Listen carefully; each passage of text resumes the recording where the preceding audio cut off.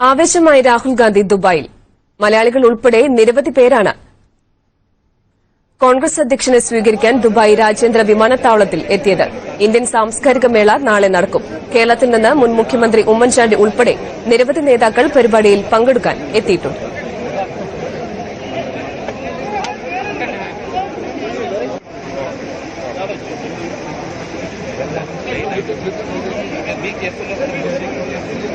കോൺഗ്രസ് അധ്യക്ഷൻ രാഹുൽ ഗാന്ധി 2 ദിവസത്തെ UAE സന്ദർശനത്തിനായി ദുബായ് രാജ്യാന്തര വിമാനത്താവളത്തിൽ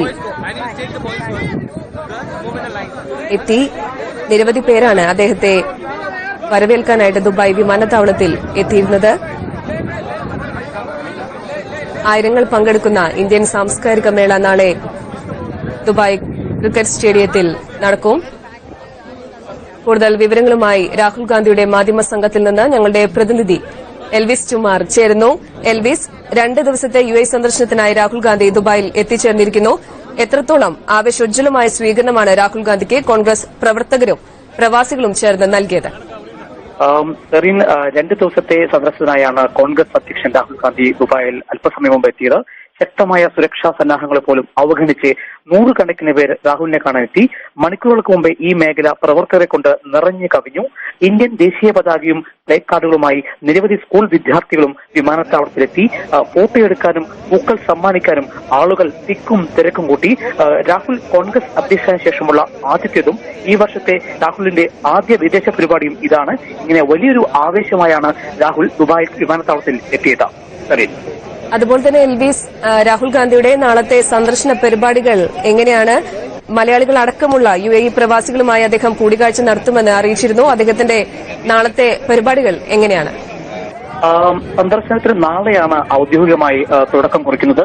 നാളെ രാവിലെ 10-ന് തൊഴിലാളികളുമായി കൂടിക്കാഴ്ച നടത്തും. ദുബായ് ജബൽ അലിയിലെ ഒരു തൊഴിലാളി ക്യാമ്പിൽ 1000-ലധികം വരുന്ന തൊഴിലാളികളുമായി രാഹുൽ സംവദിക്കും. തുടർന്ന് ഉച്ചയ്ക്ക് 2-ന് ഇന്ത്യൻ ബിസിനസ് സമൂഹവുമായി കൂടിക്കാഴ്ച നടത്തും. തുടർന്ന് വൈകിട്ട് 4-നാണ് UAE കാത്തിരുന്ന ആ കൂറ്റൻ കലാ സാംസ്കാരിക പരിപാടി അരങ്ങേറുക.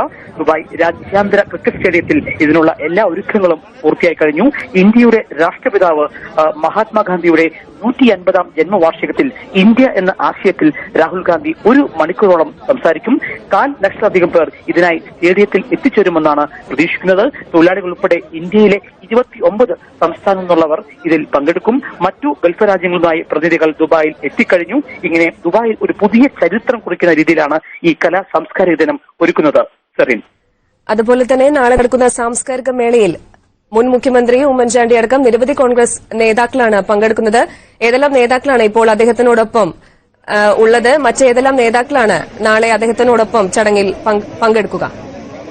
കേരളത്തിൽ നിന്ന് മുൻ മുഖ്യമന്ത്രിയും AICC ജനറൽ സെക്രട്ടറിയുമായ Oommen Chandy, KPCC working president A. Sudhakaran, മറ്റൊരു വർക്കിംഗ് പ്രസിഡന്റും MP-യുമായ Kodikunnil Suresh MP, MK Raghavan MP, Anto Antony MP, PK Kunhalikutty MP തുടങ്ങിയ വൻ നിര രാഹുലിനെ സ്വീകരിക്കാൻ വിമാനത്താവളത്തിൽ നേരത്തെ തന്നെ എത്തിയിരുന്നു.